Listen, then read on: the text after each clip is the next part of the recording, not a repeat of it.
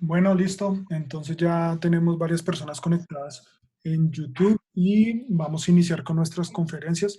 Les pido el favor que apaguen sus micrófonos para que nos podamos comunicar de una forma adecuada.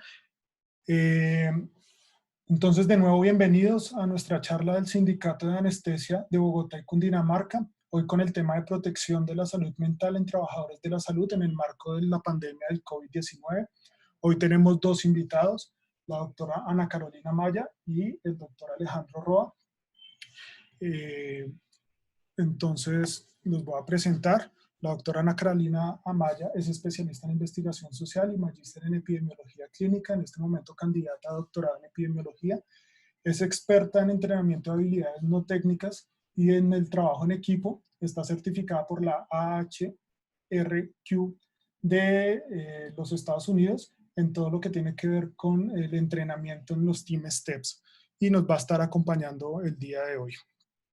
También nos estará acompañando el doctor Alejandro Roa, psicólogo de la Fundación Universitaria de Ciencias de la Salud, magíster en bioestadística de la Universidad Manuela Bertrán. Tiene experiencia clínica en todo lo que tiene que ver con el acompañamiento y tratamiento de personas con enfermedad adictiva en centros de rehabilitación y actualmente se desempeña como psicólogo de salud pública en Capital Salud y es líder de todo lo que tiene que ver con promoción y prevención de la salud mental. También nos estará acompañando hoy. Me presento, yo voy a ser el moderador, soy Juan David Escobar, soy médico y cirujano de la Fundación Universitaria de Ciencias de la Salud, especialista en anestesiología y reanimación y actualmente candidato a especialista en epidemiología. Soy anestesiólogo del Hospital de San José, hago parte de la Junta Directiva de SABOC como secretario de organización y soy el director científico de prevención y manejo de urgencias PMU Colombia, en el cual llevo más de 8 años. Entonces, dándole contexto a esta charla, eh, ha habido muchos motivos por lo cual llegamos a este tema y parte de eso es que hemos venido dando unas charlas anteriormente donde habíamos hecho algunas preguntas y esa pregunta va dirigida a nuestra salud mental. Esta fue una de las preguntas que se hizo y decía: en una palabra describa sus sentimientos cuando tiene que enfrentarse a la vía aérea en un paciente con COVID positivo. Y estas fueron las respuestas de, en ese momento, 81 personas que nos estaban acompañando. La respuesta era miedo, angustia, temor, inseguridad, incertidumbre, responsabilidad, ansiedad, inexperiencia, precaución. Después de eso hicimos otro foro en el cual hicimos una pregunta también parecida y era eh, ¿qué, ¿con qué palabra expresa su sentimiento en lo que tiene que ver también con un paciente, que tener que atender a un paciente sospechoso o confirmado de COVID? Y las respuestas también fueron las mismas: ansiedad, miedo, angustia, cuidado, preocupación. Después de esto hicimos una charla en la que se conectó muchas personas. En ese foro alcanzamos a tener aproximadamente 1000 personas y preguntamos algo parecido y era su sentimiento ante una escena de reanimación cardiopulmonar y un paciente con COVID-19. Y de nuevo volvimos a tener las mismas respuestas: miedo, angustia, incertidumbre, ansiedad, temor, contagio, preocupación. Y en nuestro último foro que hicimos acá en SABOC, que fue lo que tenía que ver con equipos de protección personal, volvimos a hacer la pregunta sobre sus sentimientos frente a un paciente con COVID-19. Y las respuestas no cambiaron: miedo, angustia, incertidumbre, temor, ansiedad.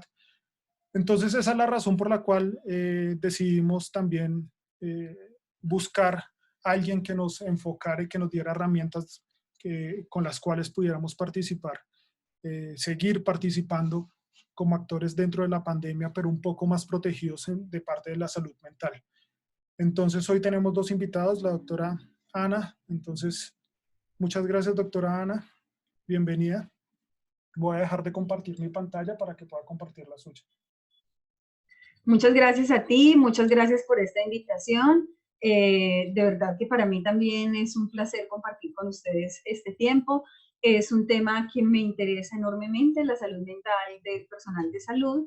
Y bueno, he estado un poco activa leyendo y trabajando en este tema con equipos de docentes y voluntarios de la Universidad de Antioquia. basado en ese trabajo conjunto es la presentación que les voy a hacer el día de hoy. Juan, ya, gracias, porque todavía no la podía compartir, me salía que no podía. Por favor, me indicas si están viendo ya mi pantalla.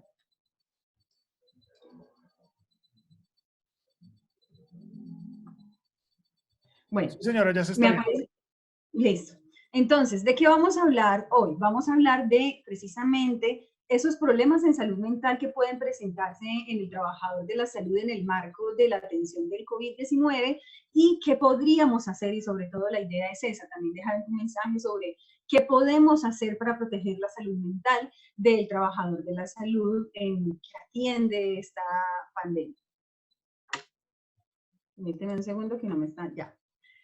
Bueno, en particular, los trabajadores de la salud hacen un esfuerzo particularmente alto comparado con el resto de la población a nivel tanto psicológico como emocional cuando están atendiendo una pandemia. ¿Por qué? Porque el personal de salud, además de estar cuidando a otros, está aislado y está expuesto a la enfermedad. Es decir, es el personal o de la población, aquellos que están más expuestos a terminar siendo contagiados también. De modo que en estudios se ha encontrado que 1 de cada 6 trabajadores de la salud desarrollan trastornos ansiosos durante o después del episodio de pandemia, lo cual encaja con lo que Juan acaba de decir, que es precisamente este tipo de reacciones psicológicas y emocionales que son esperables durante un momento como este. Algún estudio mostró, bueno, los estudios están, todo lo que estoy hablando está referenciado en las diapositivas, pero no quiero hacer la mención larga de todos los autores, entonces por eso voy a hablar de un estudio y otro estudio.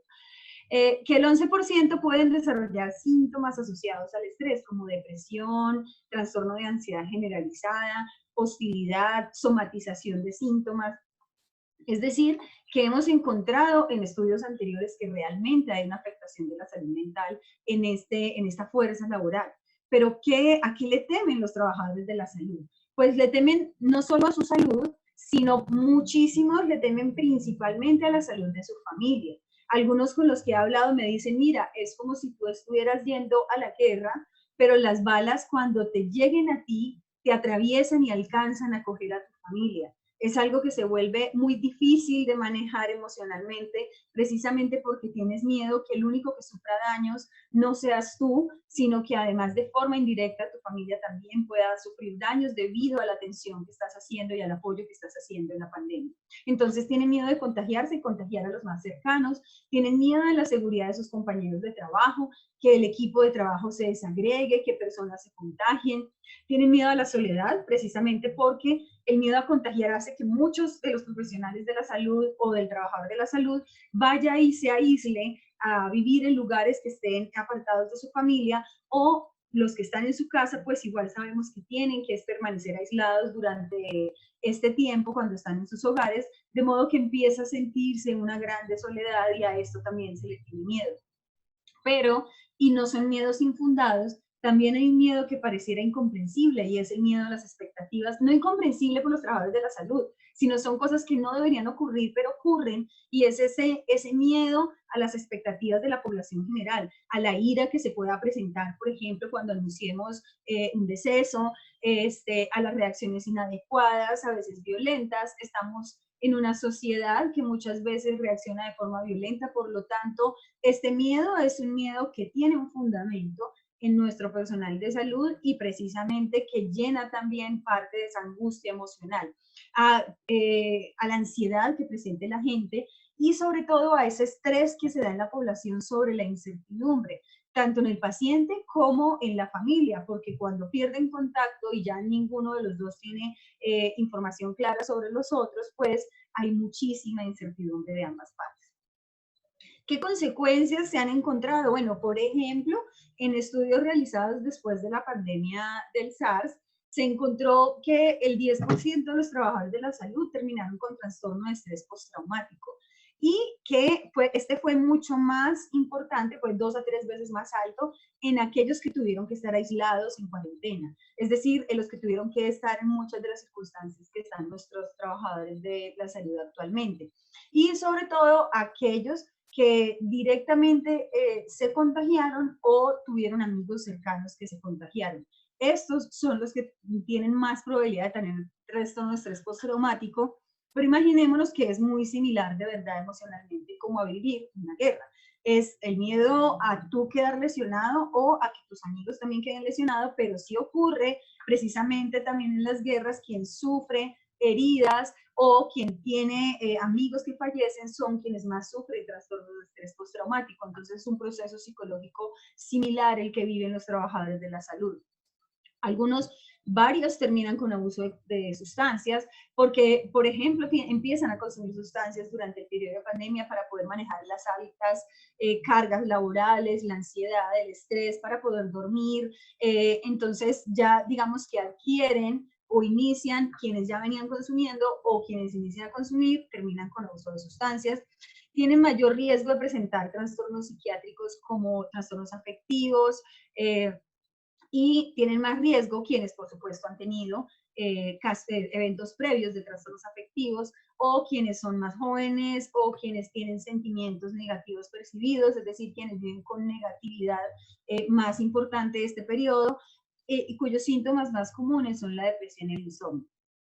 Claro que, como en todos los momentos de crisis, hay un periodo de adaptación, lo cual muestra también que en algunos casos se da y se pasa por todas esas fases de estrés agudo, pero no alcanza a desarrollarse un estrés crónico porque algunos logran tener estrategias de afrontamiento tan positivas que pasan por ese proceso de adaptación, no siendo así en todos los casos. Sin embargo, se atribuyó, muchos de los trabajadores de la salud atribuían que los síntomas disminuían cuando se conocía más de la enfermedad, es decir, cuando la incertidumbre baja. Y eso también podemos verlo en la COVID, ¿no? Cuando no tenemos claro qué tratamiento dar, qué hacer, pues por supuesto que hay mucha mayor ansiedad sobre lo que pueda ocurrir, pero cuando ya empiezan a aparecer protocolos, ensayos clínicos, mayor evidencia y ya tenemos más claridad sobre la ruta que debemos seguir, esto va reduciendo también la ansiedad por anticipación. ¿Quiénes son más vulnerables? Quienes tienen alta percepción de estar en riesgo. Por ejemplo, en este caso podrían ser anestesiólogos, terapeutas respiratorios, quienes hacen intubaciones más riesgosas o intervenciones más riesgosas podrían estar más vulnerables actualmente. Quienes tienen un impacto de la epidemia directamente en su vida laboral, ejemplo, los casos de trabajadores de la salud que han denunciado la falta de equipos de protección y por esto han sido desempleados o han tenido consecuencias negativas, tienen mucho más riesgo de sufrir consecuencias psicológicas también. Quienes tienen afecto depresivo ya previo, cuando trabajan en unidades de alto riesgo y cuando deben cuidar muchos pacientes al tiempo, no solo uno. Un estudio de Singapur, por ejemplo, encontró que el 20% de sus trabajadores de la salud tuvo trastorno de estrés postraumático. Entonces, fíjense que estamos viendo rangos entre 11%, 20%, es decir, hay una variabilidad, por supuesto, en los hallazgos de los estudios, pero podemos encontrar que es un porcentaje considerable, no nada despreciable e importante a tener en cuenta. Es más común en los médicos, posiblemente porque ellos perciban mayor alto riesgo si tienen que hacer intervenciones más riesgosas. Y algunos factores que se encontraron que reducían los síntomas eran tener, por ejemplo, buena comunicación con directivos y que haya medidas claras de prevención a nivel institucional. Es decir, aunque estas medidas no están dirigidas específicamente a la salud mental, el hecho de que haya un soporte y un apoyo de las instituciones para el cuidado de la salud física también hace que haya mucha más tranquilidad y esto también termina ayudando a la salud mental. Cuando hay posibilidad de recibir retroalimentaciones adecuadas, por supuesto, constructivas, no destructivas, y hay apoyo por parte de directivos, supervisores y colegas en los procesos que se están haciendo. Esto previene también los problemas de salud mental. Aquellos que tienen apoyo familiar y aquellas personas que son capaces de expresar sentimientos de forma más clara y bueno, como en muchos estudios también, quienes tienen una vida espiritual, y no se trata de decir que pertenecemos a una religión u otra, sino tener una vida espiritual, estos son factores que protegen la salud mental. Este es un estudio, el que están viendo ustedes en pantalla, realizado precisamente con población de trabajadores de la salud de China en el marco de la COVID y en el cual pues entrevistaron a 1.257 trabajadores de 34 hospitales que tenían unidades específicas de atención al COVID para atención de fiebre, etcétera. Y bueno, estas son las características, ustedes las tienen en pantalla, no tiene sentido que las lea, pero pueden ver ustedes que la mayoría pues eran mujeres, jóvenes, un alto porcentaje de estos eran médicos, pero la mayor parte de Wuhan, y un porcentaje considerable trabajaba en la primera línea de atención. ¿Qué se encontró en el marco de la COVID? Que el 50% estaba presentando depresión. Fíjense que en el marco de la COVID hay una mayor prevalencia o incidencia de estos trastornos depresivos. El 44% estaba presentando ansiedad, el 34% insomnio y angustia, como bien lo dijo Juan, en su mayoría presentan angustia constante en la atención de esta pandemia. ¿Por qué se da ese impacto psicosocial? Bueno, se percibe vulnerabilidad, se ve el caos, se ve la muerte, cuando sobre todo han llegado a los picos más altos, cuando no se pueden dar respuestas efectivas, se siente una falta de control que mina la capacidad de adaptación del sujeto. Hay unas exigencias de un contexto amenazante, un contexto que no solamente tienes que atender, sino que además en muchos casos te discrimina o no te apoya. Pueden presentarse tensiones en los equipos de trabajo cuando hay desacuerdos, cuando hay alta sobrecarga laboral, los ritmos de trabajo son intensos, se debe manejar una gran cantidad de información y sobre todo una gran cantidad de información que es nueva y que se debe estar revisando constantemente. Entonces esto pone un reto también mental constante al trabajador de la salud, más el hecho de que tienen que estar atendiendo constantemente a personas alteradas, ya sean infectados o familiares, que los pone en reto también de empatía y de tener que manejar estas situaciones complejas. De modo que se genera estrés. Y vamos a hacer un paso rápido, recordéis de que el estrés afecta a nuestra salud. Sabemos que el estrés tiene unas fases. Cuando estamos viviendo una situación específica que se considera amenazante, pues hay una fase de alarma. En esa fase de alarma todo el organismo moviliza su respuesta de alarma, que es precisamente una respuesta de huida o ataque. Pero cuando esa situación se mantiene, pasamos a una fase de resistencia que el individuo intenta superar adaptándose, afrontando la situación, y algunos seguramente en este momento están ahí, habrán logrado manejar la situación, tienen un plan, tienen pensado todo lo que deben hacer y están tratando de afrontar de la mejor forma posible, otros no. Eso depende también de las estrategias de afrontamiento que cada uno ha desarrollado en la vida. Pero entonces los niveles de corticosteroides se nos normalizan y va desapareciendo la sintomatología. Sin embargo, si no logramos esta fase de resistencia y el estímulo estresor se mantiene, pues pasamos a la fase de agotamiento, en donde ya la presión se está manteniendo constantemente, es de larga duración, y entonces mi adaptación no logra dar respuesta a esta circunstancia, de modo que entra la fase de agotamiento, hay una alteración ya de tejidos y aparece la sintomatología psicosomática relacionada con el estrés, que se conoce mucho por la mediación entre el sistema inmunológico, y demás. Según Lazarus, que es un psicólogo muy reconocido, que de hecho estudió mucho lo que son las estrategias de afrontamiento, pues no es en sí el hecho el que nos causa como tal la respuesta de estrés. Tiene mucho que ver también con la interpretación que hacemos del hecho. Y cada uno hace una interpretación de acuerdo a sus experiencias de vida y a sus condiciones particulares como tal. Entonces, en ese sentido, cuando se hace una evaluación primaria de la situación amenazante, pues la persona va a evaluar, este es un acontecimiento que no afecta a mi bienestar para nada, bueno, no va a haber una afectación en mi sistema nervioso y no necesito desplegar estrategias de afrontamiento. Pero sí es un estresor, un elemento del ambiente o amenazante que puede amenazarme. Tengo dos opciones. Lo puedo evaluar como algo que amenaza mi bienestar directamente o algo que me pone un reto a ese bienestar. Si yo lo veo como una amenaza, como algo que me va a dañar directamente, es muy posible que yo accione todos mis mecanismos de evitación, que van a hacer que yo no asuma buenas estrategias de afrontamiento. Sin embargo, también algunos pueden asumir una mirada en la cual esto es un reto para la vida como profesional de la salud, un reto social, un reto para salvar vidas, un reto que me va a enseñar. Quienes logran tener esta perspectiva, logran generar aproximaciones de manejo mucho más positivas que les ayudan a afrontar de forma más positiva estas situaciones. Una vez la persona ha desplegado sus estrategias de afrontamiento, hace una evaluación. ¿Qué ha pasado? ¿Me ha servido? Si me ha servido, mi sistema nervioso empieza a decrecer su actividad y entonces las afectaciones a nivel tisular no van a ser tan importantes como si fracaso y fracaso en mi estrategia de afrontamiento. Voy a sufrir más ansiedad e incertidumbre porque no tengo ni idea qué hacer y siento que no estoy siendo efectivo en lo que hago. Y ahí aparece el burnout. ¿Qué es el burnout? Es una serie de respuestas negativas hacia el trabajo que se produce por una exposición prolongada a un ambiente laboral que es altamente demandante.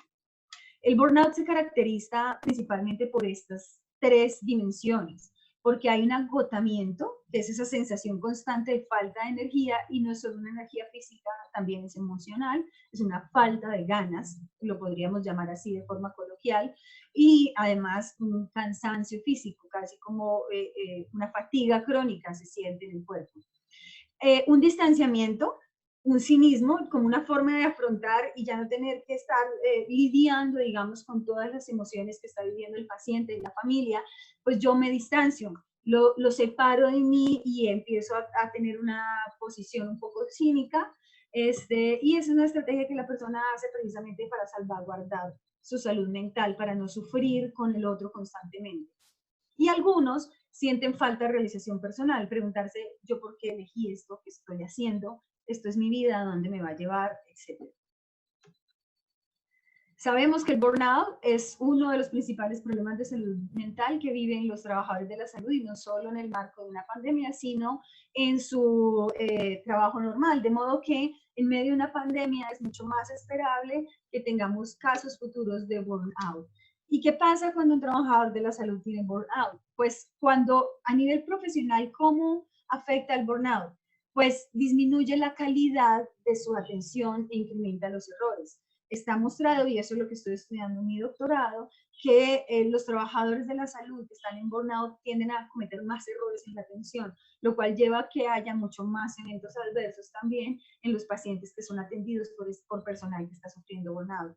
Por esto, entonces, por supuesto, se disminuye la satisfacción del cliente, porque el cliente logra, o el paciente, que no debería ser cliente, sino el paciente, pero ellos sienten, y uno escucha cuando el paciente siente y dice, esta enfermera no, o este médico no me trata como un ser humano, sienten el cinismo y se dan cuenta que se están equivocando, entonces su satisfacción, por supuesto, disminuye, y esto genera conflictos entre ambas partes.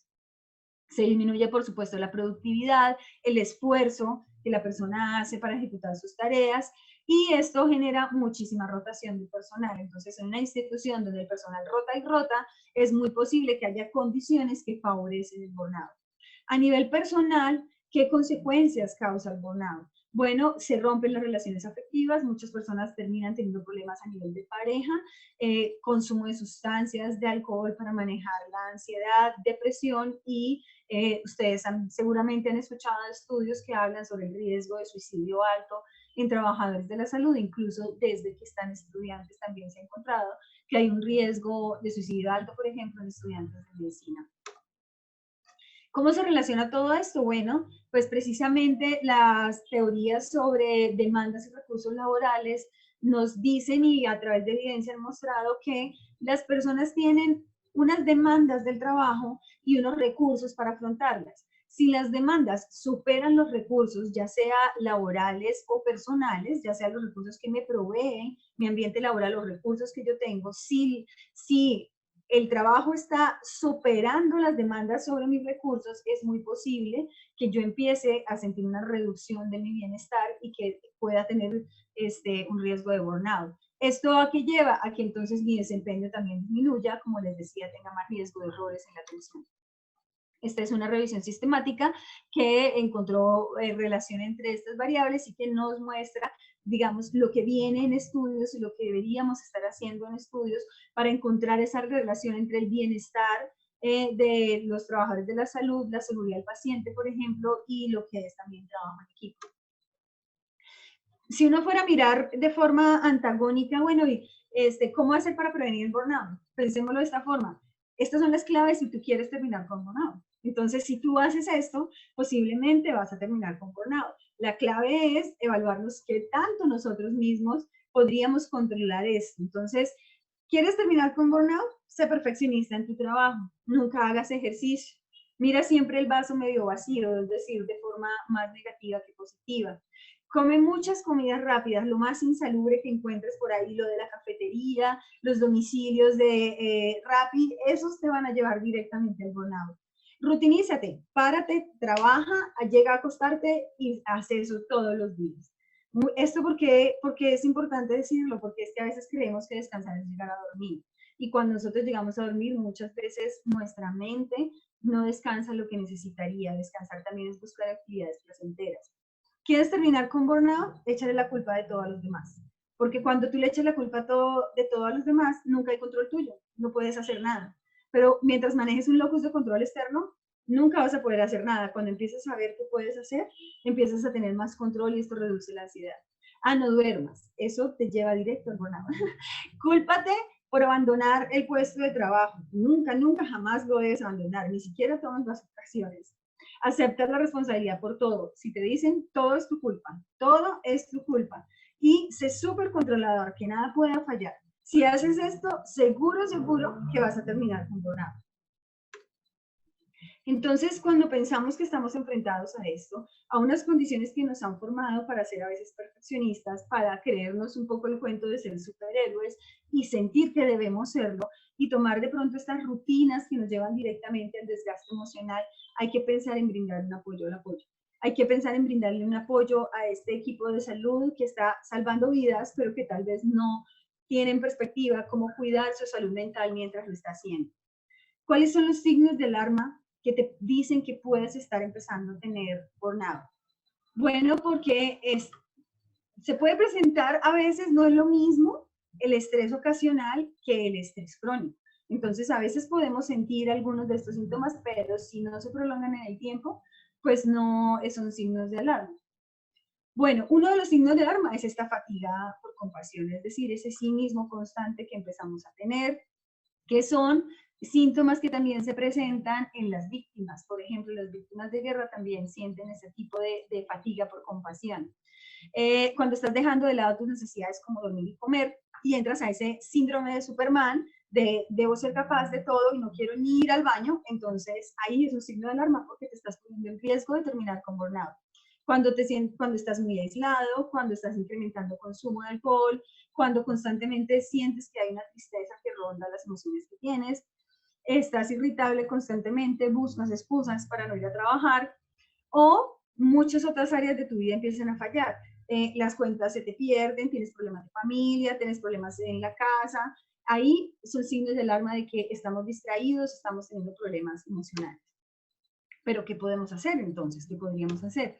Bueno, por ejemplo, hay estudios, y esto es un consejo, hay psicología basada en la evidencia también, entonces podemos buscar también intervenciones que hayan sido efectivas y que son efectivas para manejar el burnout en trabajadores de la salud y para dar atención, por ejemplo, en estos momentos de crisis, y existe toda un área psicológica que es la psicología de atención en crisis, que han probado ya protocolos en diferentes situaciones críticas y que pueden adaptarse y aplicarse para situaciones de pandemia.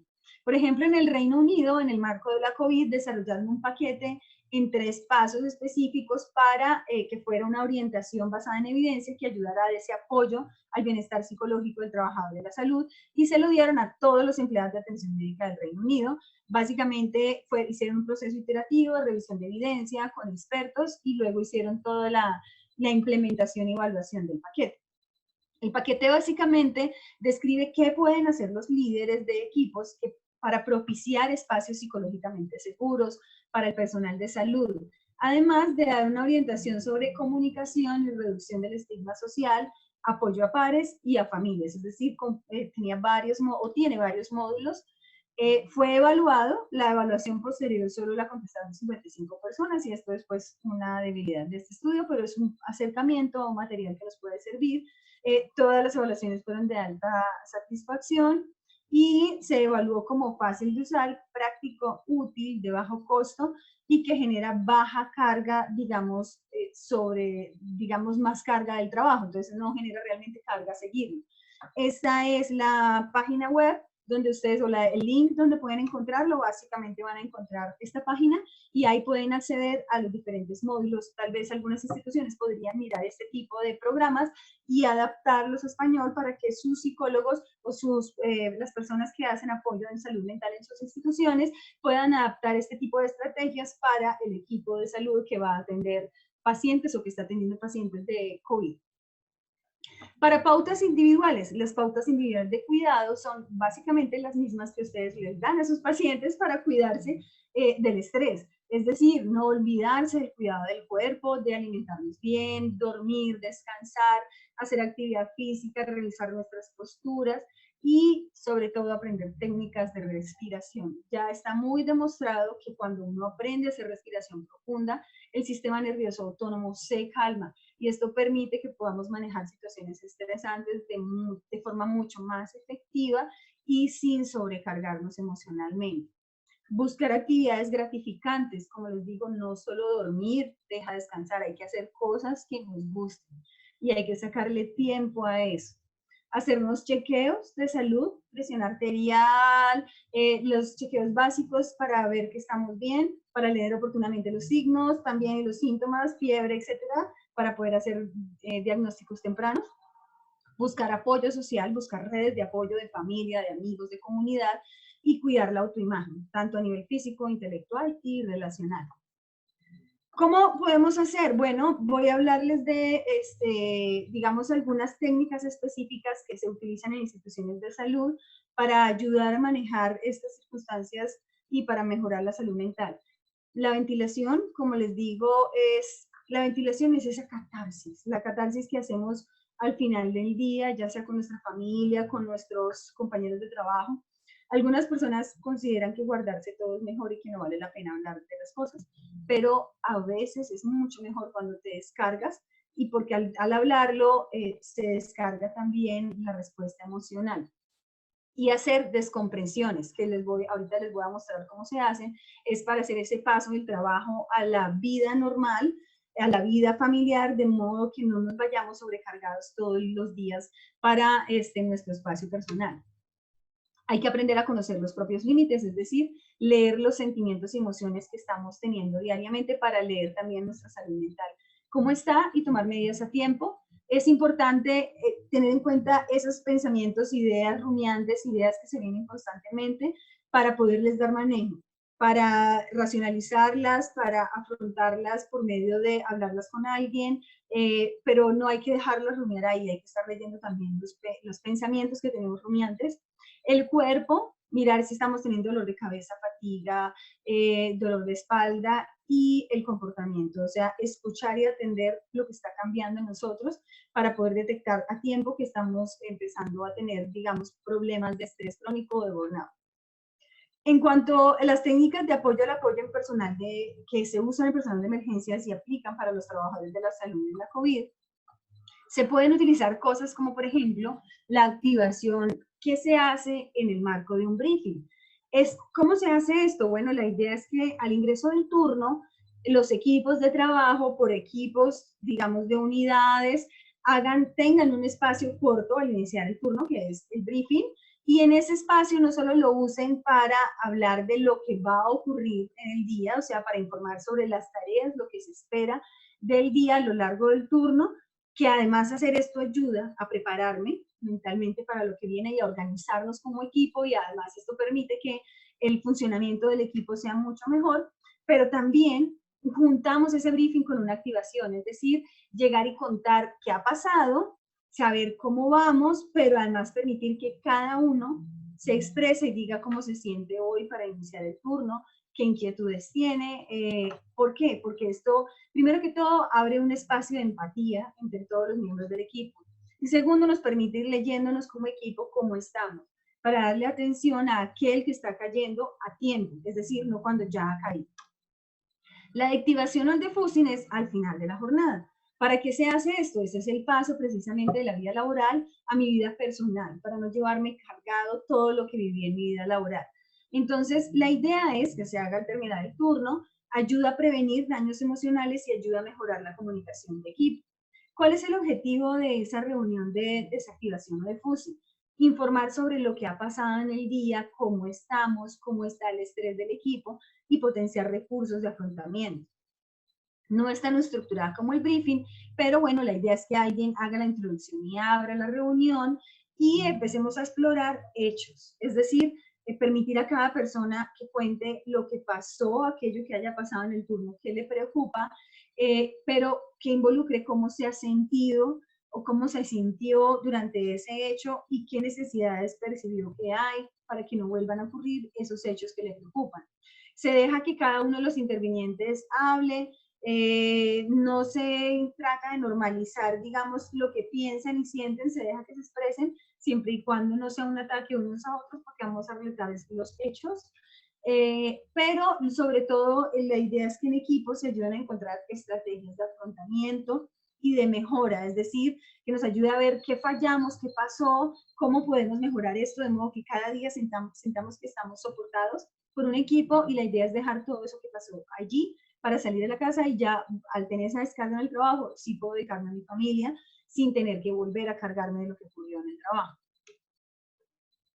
Es imprescindible estar pendiente de lo que estamos viendo y de lo que estamos sintiendo. Entonces, por ejemplo, en lo que vemos es importante cambiar expresiones generalizadoras sobre fracasos o defectos por cosas más puntuales, es decir, pasó algo específico en un momento dado con una persona dada, pero no hacer generalizaciones. Por ejemplo, afirmaciones como usted es un impuntual no lleva al cambio, diferente a cuando dices hoy llegaste tarde, porque es hoy y esto se puede cambiar. Lo que ya decretamos en alguien es difícil de cambiar. Y también lo que sentimos haciéndome responsable de mis emociones, no achacándoselas al otro. Una de las cosas que más pues nos equivocamos los humanos al expresar emociones es que decimos, tú me haces sentir. No, el que siente eres tú. Entonces, hazte responsable de tu emoción y explícale al otro esa emoción por qué se genera, explicándole los comportamientos que la generan. Es decir, siendo muy específico en qué comportamientos la generan para que se pueda encontrar una solución. Pero además, algo muy importante que puede ayudar a manejar esta situación crítica es el trabajo en equipo. Es decir, cuando cada uno no llega solo a atender esto, y la COVID y las pandemias son un momento en el cual podemos o fracasar como equipo y que se desagregue, o unirnos como equipo para apoyarnos tanto que el trabajo de equipo termine siendo algo fundamental en nuestro diario vivir. Este programa, ustedes vieron que cuando Juan me presentó dijo que yo era Master Trainer Team Test.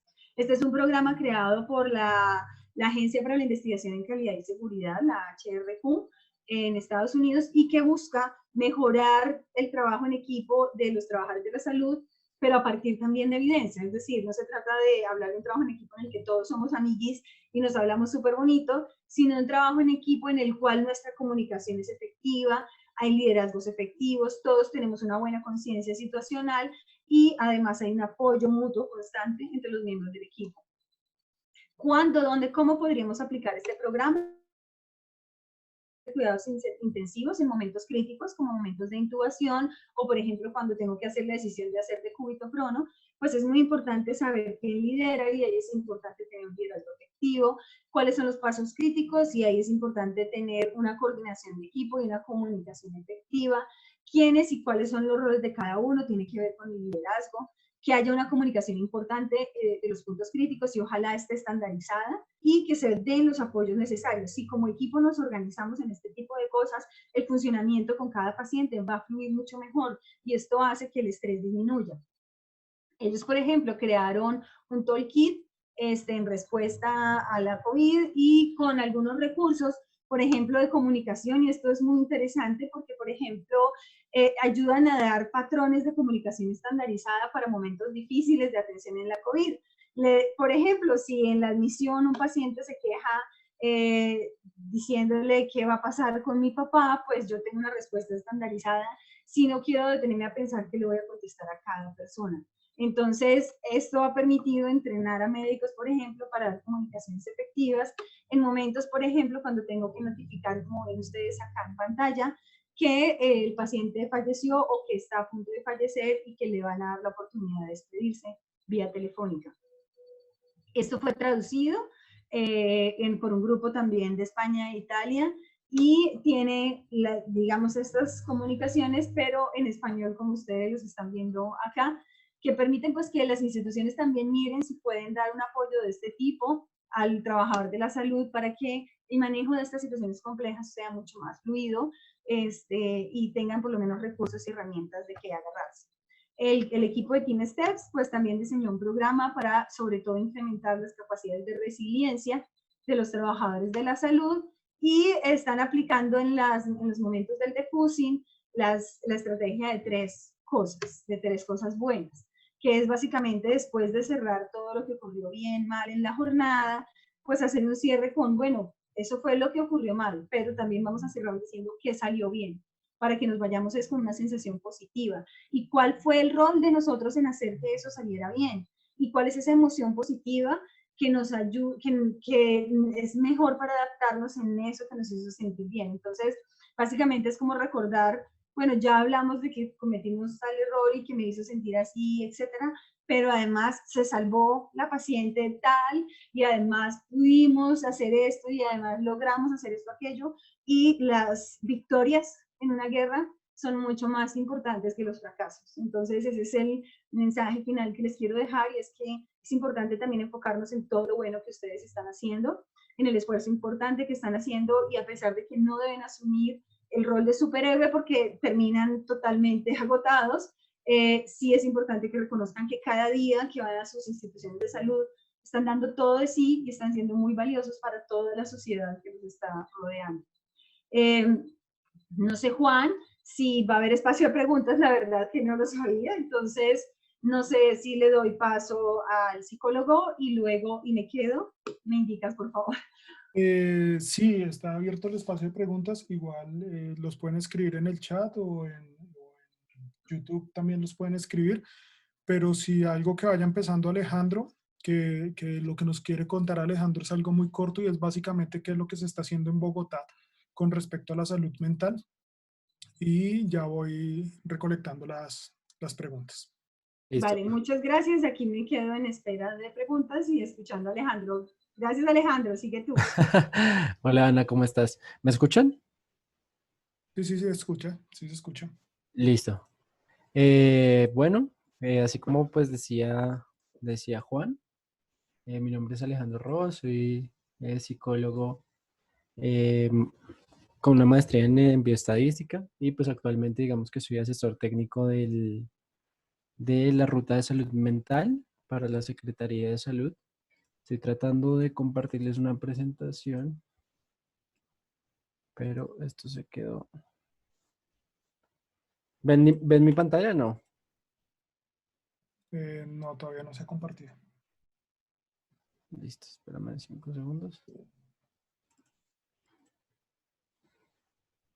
Bueno, entonces lo que les voy a contar prácticamente es cómo se está haciendo el manejo en salud mental de la población subsidiada. No pude compartir la pantalla. Y es muy sencillo. Digamos que la base de nosotros es la política de país, la 429 del 2016, ¿sí? En donde nos da como la carta de ruta, como el marco metodológico y conceptual para poder ejecutar las acciones de gestión del riesgo individual en salud. Digamos que actualmente la noción en salud ha cambiado un poco desde la ley 100, ¿sí? Y ahora lo que quieren los sistemas de salud en coordinación con los entes territoriales, ¿sí? Y acá en cabeza de ministerio, es realizar la gestión individual de salud de los pacientes, ¿sí? ¿Cómo es eso de gestionar la salud individual del paciente? Digamos que esto abre la puerta a la realización, digamos, de una salud basada en datos, ¿sí? Por eso, digamos, la aparición de nuevos epidemiólogos en el sistema de salud con enfoque de salud mental, de nuevos estadísticos en el sistema de salud con enfoque en salud mental, ¿listo? Entonces, digamos que de ahí, de la política integral de atención en salud, nos dice, ustedes como país y en cabeza de ministerio y en coordinación con las entes territoriales, ustedes van a realizar la aplicación de las rutas integrales de atención en salud. ¿Listo? ¿Qué son las rutas integrales de atención en salud? Es muy sencillo, son acciones esquematizadas, ¿sí? que se realizan para lograr gestionar individualmente la salud de un usuario. ¿Cómo vamos a entender nosotros la gestión de salud de un usuario? Haciendo acciones de salud pública, haciendo acciones de consulta, prestación de servicios de todos los tipos, ¿sí? Desde el prestador primario hasta el prestador complementario. ¿Listo? Actualmente nosotros como país tenemos hasta ahora la Ruta Integral de Atención de Promoción y Mantenimiento de la Salud, la 3280 del 2016 también. Y en esta nos da unas consultas específicas para los cursos de vida de las personas. Es muy bonito también empezar a ver que, digamos que se cambia el enfoque de ciclo de vida por el de curso de vida, en donde digamos que el curso de vida contempla unos hitos, ¿sí? Y unas problemáticas específicas de estos cursos, ¿sí? Además, los pone y los proyecta en los espacios de vida cotidiana, que eso va a ser muy importante para entender cómo se hace la gestión del riesgo. Entonces, los espacios de vida cotidiana van a ser el espacio público, ¿sí? El espacio educativo, el espacio escolar y el espacio vivienda. ¿Listo? Entonces, en estos espacios públicos, los entes territoriales, que son la Secretaría de Salud, por ejemplo, en este caso la Secretaría de Salud de Bogotá, despliega todos sus gestores en salud y por ahí vamos a empezar a entender el sistema de salud. Lástima que no pude enviarla, no pude mostrar la presentación, pero ahí es donde Si quiere nosotros me la puede enviar por el... sí, sí, si quieres te la envío. Ahí es donde nosotros vamos a empezar a operar. ¿Listo? Entonces, estos espacios van a estar llenos de gestores entrenados en la detección de trastornos y problemas mentales. ¿Listo? Actualmente nosotros empezamos a detectar los trastornos y problemas mentales con dos herramientas, con el SRQ y el RQC. ¿Listo? Estas son herramientas súper sencillas de autorregistro en donde el paciente puede empezar a proyectar si tiene síntomas ansiosos, depresivos, si tiene problemas de consumo de sustancias psicoactivas, si ha tenido síntomas psicóticos en el último mes, ¿listo? Y ahí empieza la gestión del riesgo individual, ¿sí? Desde esta gestión del riesgo colectivo en los espacios educativos se empieza a desgranar la gestión del riesgo individual, ¿listo? Entonces, van los gestores a la casa, van los gestores al trabajo, van los gestores a la vivienda, ¿sí? Actualmente lo estamos pues piloteando con la vivienda y empiezan a tamizar y empiezan a ver condiciones de habitabilidad, empiezan a ver cómo son los vínculos entre las familias, ¿sí? Al interior de la familia, cómo se maneja la dinámica y todo esto empieza a generar datos, ¿sí? Aquí es el primer punto de la gestión individual del riesgo. Entonces, de aquí se canaliza a los referentes de salud mental de nuestra red, ¿sí? Les recuerdo también que nosotros, en la política, en la 429 del 2016, nos empieza a enmarcar que las EAPBs, o sea, todas las EPS tienen que armarse su red de prestación de servicios, ¿sí? Su red prestadora. Para Bogotá, para la población subsidiada, la población, las 4 subredes integradas de servicios de salud es la que va a prestar los servicios a la población subsidiada. ¿Listo? Entonces, el espacio público, ¿sí? El espacio vivienda, perdón, empieza a desgranar la información y se la envía a los referentes de las subredes, ¿sí? Los referentes de las subredes lo que van a hacer es empezar a depurar la información, empezar a detectar cuáles son los que tienen mayor riesgo, ¿sí? Por eso aquí digamos que es muy importante el perfil numérico de la salud mental y empiezan a geolocalizar y a georreferenciar en dónde se está ubicando más el riesgo para también así hacer acciones de salud pública, educación, todo tipo de charlas, ir a los colegios, ¿sí? Etc. Entonces, el referente de salud mental, ¿sí? De la Subred Integrada de Servicios de Salud, empieza a gestionar la atención de estos usuarios. Ahí, Juan, te mandé la presentación. Les voy a presentar como unos datos preliminares de lo que tenemos. Sí, si quieres, pasa. Listo.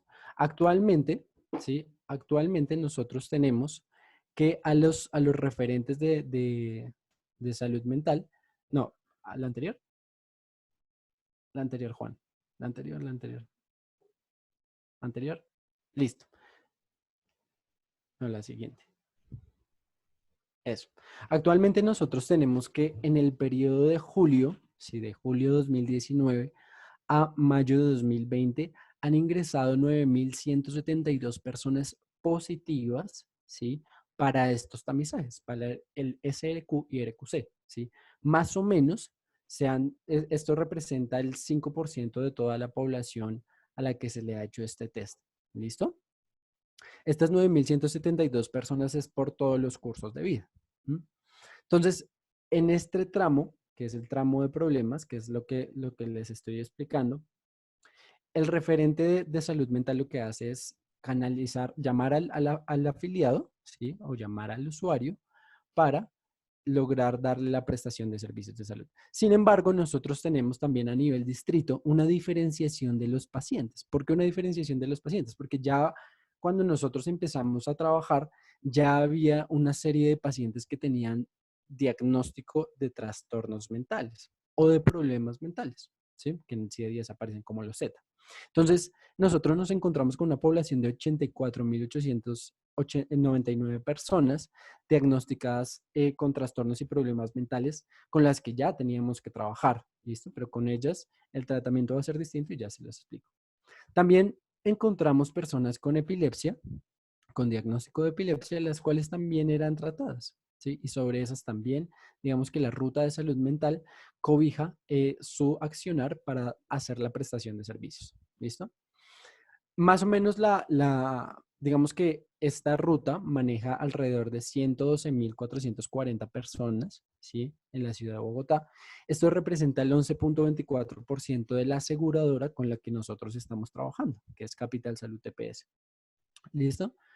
Capital Salud TPS es la aseguradora del distrito, ¿sí? Que trabaja con la mayor cantidad de población subsidiada y que más o menos tiene una afiliación de 1 millón de habitantes en la ciudad de Bogotá. ¿Listo? Si quieres, Juan, sigue. Entonces, recuento, paro hasta acá. Tenemos a los gestores en salud pública que van a los espacios de vida cotidiana, hacen las tamizaciones, ¿sí? Esas tamizaciones positivas ingresan a los referentes de las subredes o de la red integral de prestación de servicios de salud, ¿sí? Y los referentes empiecen a canalizar los servicios. ¿Listo? Les voy a mostrar un poco de lo que ha ingresado, qué es lo que ha ingresado por el tramo de problemas, qué es lo que ha ingresado desde esos gestores en salud pública que se han ido al espacio educativo, que se han ido al espacio de la vivienda, que se han ido al espacio público, qué es lo que han ingresado, qué es lo que sale positivo para nuestra población bogotana. ¿Listo? El 65% de las personas positivas en esta ruta, en este tramo, son mujeres, el 34% es hombres. ¿Listo? Digamos que en la literatura, y Ana también me va a corroborar en esto, hay un factor, digamos que hay un factor diferencial para adquirir un trastorno mental, ¿sí? Dado el sexo que tiene la persona. ¿Listo? Y esto digamos que corrobora lo que dice la literatura al respecto. La población que más tenemos enferma, o sea, la población que tiene más riesgo, ¿sí? De tener alguna variación en su problema o trastorno mental durante esta cuarentena, es la población adulta, porque es la que nosotros encontramos con más carga de enfermedad. ¿Listo? Ahorita vamos a ver de qué es lo que se enferman. Ahorita les voy a desagregar los diagnósticos.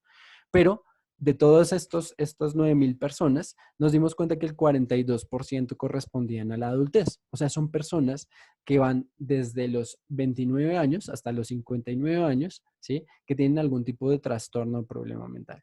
¿Listo? Seguido de esto, pues está la juventud y seguido de esto está la vejez. Entonces, algo pasa, algo está pasando en nuestra adultez y vejez que está haciendo enfermar a nuestra población en su dimensión mental. ¿Sí? Si quieres, sigue Juan. Listo. Cuando yo les digo redes, Estas son las 4 redes, ¿sí? Las redes las diferenciamos geográficamente. La red norte, la red sur-occidente y la red centro-oriente. ¿Qué es lo que vimos o qué es lo que evidenciamos?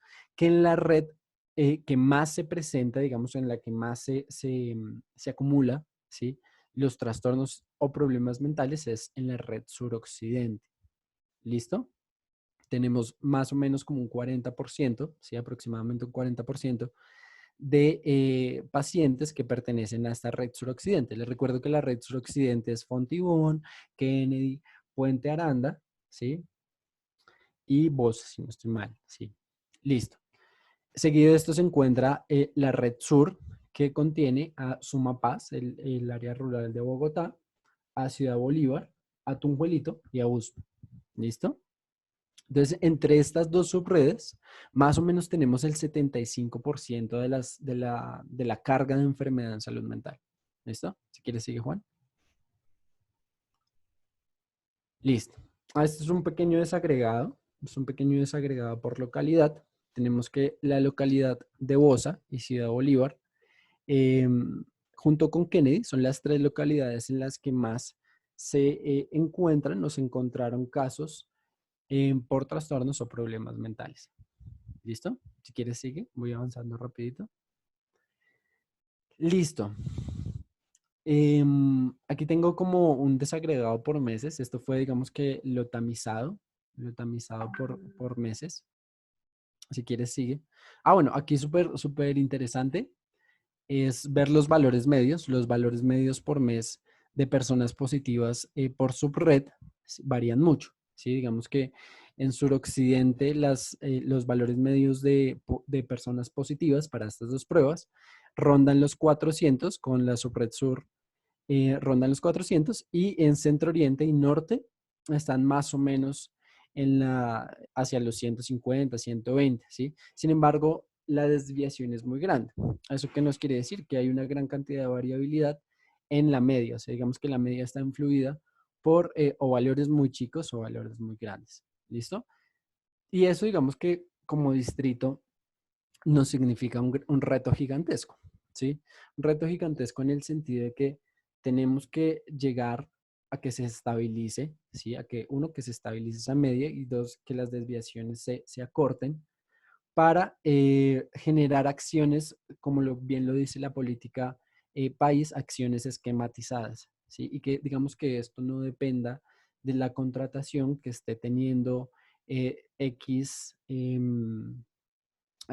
vigencia de X alcalde, ¿sí? Digamos que algo que nosotros percibimos, y que no quede en el acta, es que la administración en salud infiere muchísimo, ¿sí? Pero muchísimo en la atención de las personas y en su mejoría. ¿Listo? Esto, si quieres, pásalo, Juan. Listo. Esto digamos que es una tabla de información bastante interesante, y es que nosotros tenemos a nivel distrital una oportunidad de contacto para la cita. Entonces, ¿cuántos días yo tengo, de acuerdo a la subred, para contactar al usuario? ¿Sí? Entonces, difiere mucho de subred. Les recuerdo, digamos, que esta es una ruta que nosotros estamos hasta ahora implementando, es el primer paso que nosotros damos. Y pues nosotros evidenciamos, ¿sí? Que la subred que más se demora en contactar a esos usuarios que ya están positivos es la subred Centro Oriente, ¿sí? Con una media de 60 días. La subred que se demora menos en contactar a estos usuarios es la subred Norte, con una media de 10.95 días, ¿sí? Y así para las otras subredes, como ustedes los pueden ver. Como también la desviación es muy grande, entonces el nivel de variabilidad en el contacto de las personas es muy grande, ¿sí? ¿Qué es lo importante, digamos, detrás de todo esto? Que generar también perfiles a nivel administrativo en donde se le encargue a una sola persona, ¿sí? De llamar a estas personas positivas. Como esta ruta, ¿sí? Se ha hecho desde lo accional, se están viendo o se están deconstruyendo las ausencias que nosotros tenemos como nivel salud, pues digamos que también es bueno decirlo, que también necesitamos muchos perfiles nuevos, ¿sí? Para la aplicación de estas rutas integrales de prestación de servicios de salud, que es lo que se va a venir para los próximos años en Colombia, ¿sí? Listo, si quieres avanza, Juan. Listo. Nosotros digamos que también nos chocamos, ¿sí? Con personas que no estaban interesadas en que se atendiera su salud mental, ¿sí? Entonces, nosotros nos preguntamos, bueno, pero ¿por qué en efecto no se atiende o sea, la persona no quiere que se atienda su salud mental? Y es que muchas personas, digamos que cuando las tamizamos, cambian frecuentemente su número de contacto, no las pudimos volver a contactar, ¿sí? Y eso es un impedimento que tenemos que empezar a pensarnos cómo arreglar desde la Secretaría de Salud. Sin embargo, ¿sí? Más o menos el 10% de estas personas que no pudimos contactar no tenían interés. Y es algo con lo que nosotros también chocamos en un piloto anterior que hicimos. Y fue que las personas ven la atención en salud mental como algo extraño, ¿sí? No quieren acceder al psicólogo, no quieren acceder al psiquiatra porque lo ven como algo extraño, ¿sí? Piensan que estar loco es estar, que estar tipificado con un trastorno mental o un problema mental es estar loco, ¿sí? Y esto, digamos que es el mito con el que también nosotros estamos luchando desde la Secretaría de Salud y pues de las redes integrales de prestación de servicios de salud y desde la EAPB, que son los actores que están o estamos piloteando la ruta. Si quieres, sigue, Juan. Sigue, sigue.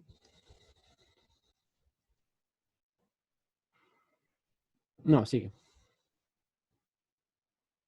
Listo. ¿Qué es lo, digamos que para que esto fuera posible, ¿sí? Para que la cadena de ser detectado por gestores en salud pública con estas herramientas, luego ser llevado a un médico general, porque digamos que así no lo establece la ley 100 y contra la ley 100 no hemos podido quitar, digamos, esa puerta de entrada, que es pasar por médico general o por urgencias o por hospitalización para obtener otros servicios.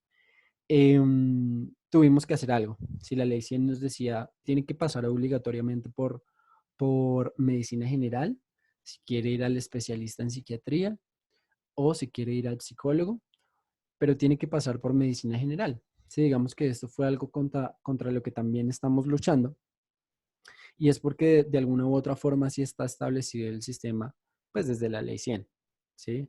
Entonces, frente a esto, nosotros lo que hicimos fue, bueno, capacitemos a los médicos generales, que ellos reciban los tamizados positivos, ¿sí? De los espacios de vida cotidiana, pero que ellos los reciban capacitados, ¿sí? Y aquí nosotros lo que hicimos fue generar una capacitación a los médicos generales en MHGAP, ¿sí? Que es una herramienta para disminuir las brechas de atención en salud mental, en donde fortalece a los médicos generales dándoles algoritmos de atención dependiendo de la enfermedad que tenga el paciente, ¿sí?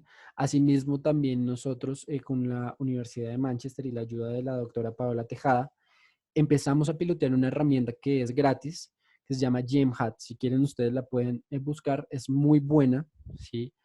Trabaja con un algoritmo de decisión y lo que hace es hacer un diagnóstico más o menos en 12 minutos, ¿sí? De acuerdo a unas preguntas. Entonces, con estas dos herramientas que fueron muy potentes, nosotros logramos darle al médico general el poder para empezar a decidir y para empezar a decidir qué es lo que tiene el paciente, ¿sí? Pero también para empezar a decir qué tratamiento requiere el paciente. Entonces, frente a esto, nosotros encontramos que los médicos se volvieron mucho más sensibles para los trastornos depresivos y para los trastornos de ansiedad. Sin embargo, ¿sí? En los últimos perfiles que nosotros venimos creando de la ciudad en cuanto a trastornos mentales se refieren, los trastornos del desarrollo de las habilidades escolares empiezan a repuntar en las 10 primeras causas, ¿sí? Cuestión, pues, que también nos está haciendo replantearnos, repensarnos si en efecto es un error diagnóstico, ¿sí? O algo está pasando con las habilidades cognitivas de los chicos del distrito de la población subsidiada. ¿Listo? Entonces, digamos que este es a grandes rasgos los 10 primeros diagnósticos, como les decía, pues ansiedad y depresión están repuntando. Pero pues también ellos eran médicos resolutivos, entonces también pues detectaron hipertensión esencial primaria. ¿Listo? Si quieres sigue, Juan. Listo. Sigue. Fíjate que hay algo muy bonito. Entonces nosotros logramos atender más o menos aproximando a 4.600 pacientes, ¿sí? Que representa casi el 50% de la población que ingresa a la ruta, que son de los 9.000 tamizados positivos. Y esos 4.600 pacientes, 4.592 pacientes, los médicos generales remitieron a los servicios especializados a 1.453, ¿sí? Tanto a psiquiatría como a psicología. Y ahorita vamos a ver la gráfica de psicología. Sin embargo, esta es una tabla o un resumen de la información que me llena mucho de optimismo, porque el capacitar a los profesionales de atención primaria les incrementa la resolutividad gigantescamente. Vimos anteriormente, o sea, en el estudio de la literatura que hicimos para justificar la capacitación, que los médicos generales tienen un poder de detección diagnóstica del 30% para la ciudad de Bogotá en trastornos y problemas mentales, ¿sí? Entonces nosotros lo que hicimos fue doblarlo, ¿sí?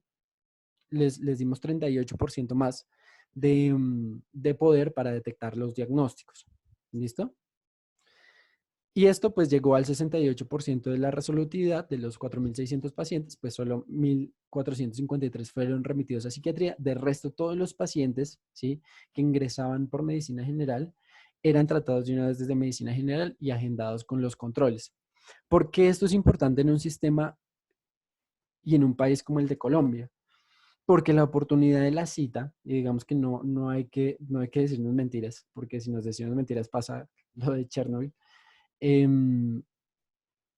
porque los pacientes tienen una oportunidad muy larga, ¿sí?, para la atención del especialista.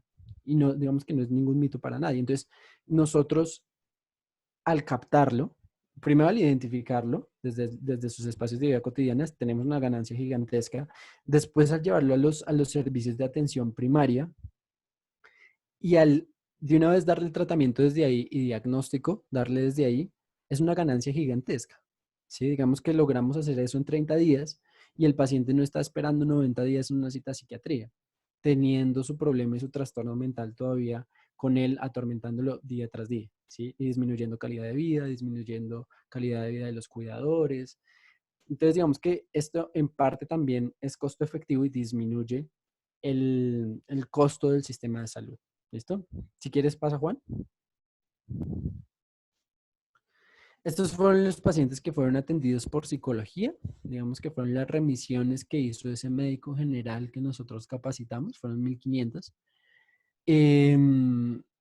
Lo mismo, tuvimos más o menos como un 67-66% de resolutividad, ¿sí? Para digamos que los diagnósticos de problemas del curso de vida, problemas de adaptación.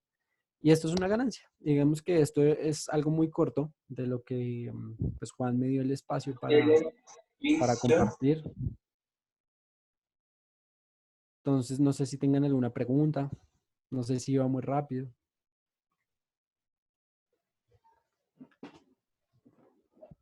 Oh, vale, Alejandro, muchas gracias. Igual era como explicar más o menos qué era lo que se estaba haciendo desde la Secretaría con los trastornos y la enfermedad mental. Y creo que ya tenemos una pregunta para la doctora Ana. Y la pregunta es, ¿qué signos de alarma deberíamos tener presentes para percibir que un colega está en riesgo de burnout o de suicidio? Y pues en el contexto de la pandemia. Y si como médicos que detectemos esto deberíamos tenemos algún signo de alarma con otro colega o cómo deberíamos actuar con los colegas. Bueno, signos de alarma, podemos ver irritabilidad constante, agitación constante, cinismo, que de pronto nos demos cuenta que está consumiendo sustancias, porque nos damos cuenta de algunos comportamientos que nos dejan dar esto, que si es una persona sociable empieza a aislarse, ya no quiere hablar con nadie, llega directo al trabajo sin hablar con nadie, se va tratando de no hablar con nadie, esos son signos que nos dicen que la persona la está pasando mal. Es decir, que la labilidad emocional también, cuando cambiamos de un estado de mucha excitación a tristeza, o de mucho positivismo, una tristeza de repente repentina, esos son signos de alarma que nos dicen que la persona está empezando a tener problemas emocionales que lo están afectando. En cuanto a riesgo de suicidio, pues el riesgo de suicidio como tal es más difícil de observar desde fuera, observas los cambios afectivos, y cuando hay cambios afectivos, más consumo de sustancias, más poco sueño, pues esa persona puede estar teniendo ideación suicida. ¿Qué hacer cuando lo mejor es tratar de ayudar? Es decir, quedarnos callados desde la barrera observando que uno de nuestros compañeros se está desmoronando, no ayuda a nadie, ni a él, ni al equipo de trabajo, ni a los pacientes que él está atendiendo. Entonces, lo oportuno sí es que tratemos de hablar con esa persona aparte, en un tono muy empático, tratar de manifestarle nuestra preocupación, el apoyo que le queremos dar, y contar o tener esas líneas de apoyo de las que hablaba ahorita el psicólogo, para que le podamos dar una ruta a seguir, con quién puede apoyarse, qué puede hacer también. Esto es muy importante para que no se nos desmorone toda la unidad. Cuando un engranaje del sistema falla, todo el sistema empieza a fallar. Entonces es importante que cuidemos a cada uno de esos engranajes y que cada uno nos cuidemos a los otros. Así que quien hizo la pregunta, muy bonito que lo preguntes, porque quiere decir que estás ocupando de revisar a tu equipo también, que es algo que todos deberíamos estar haciendo en este momento, es no solo cuidarnos a nosotros mismos, sino estar pendiente del equipo, porque si el equipo cae, caemos todos. Listo, muchísimas gracias, doctora. No, creo que las preguntas, esas son las preguntas que tenemos. Las otras que estaban por YouTube era que si vamos a volver a retransmitir la charla quedó grabada y va a quedar en los canales de Saboc y la pueden ver cuantas veces quieran.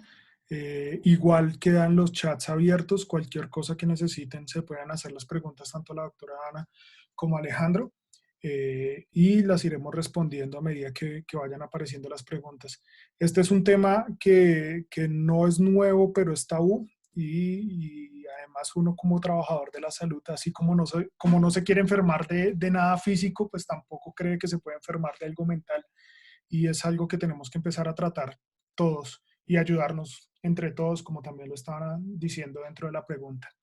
Entonces, muchísimas gracias, doctora Ana, muchísimas gracias, doctor Alejandro, por acompañarnos. Eh, no sé si quieran decir algo para finalizar. No, agradecer nuevamente, y de verdad agradecerle a todos por estar pendiente de este tema tan importante para todo el trabajador de la salud, y ojalá pues que armen escudos entre ustedes de protección, porque se requieren y se necesitan, y que una vez termine la pandemia seguramente va a haber necesidad de que hayan equipos de rescate psicológico para todos los trabajadores de la salud, porque si no le prestamos atención a los problemas de burnout, de trastorno de estrés postraumático, de ansiedad, de depresión, con los que algunos de nuestros compañeros van a quedar, vamos a fallar, porque les vamos a fallar a ellos, pero también les vamos a fallar a nuestros pacientes, porque cuando están así, ellos no van a poder atender bien a los pacientes. Muchísimas gracias por la atención, por el tiempo y por la invitación. Sí, Muchas gracias. sí, muchas gracias. Yo creo que rescatar lo que dice la doctora Ana es súper importante, fortalecer mucho los equipos de trabajo, porque digamos que en lo personal y en lo experiencial del trabajar con los equipos de trabajo día a día en la ruta, falta mucho esa cohesión grupal, falta mucho esa cohesión incluso emocional para mejorar las dinámicas. Entonces, pues no, agradecer a Juan también el espacio, muchas gracias. Ahí estoy, pues digamos que pendiente a cualquier inquietud. Nada, agradecer el espacio. Muchísimas gracias. Y por último, quería invitarlos, como estamos haciendo, la próxima charla, ya les estaremos dando la fecha, será de finanzas y economía familiar en el contexto de las consecuencias de la pandemia. En 15 días se estará dando esta charla, ya les llegará la invitación para que se estén registrando. Nada, muchísimas gracias y nos vemos en 15 días. Muchísimas gracias, doctora.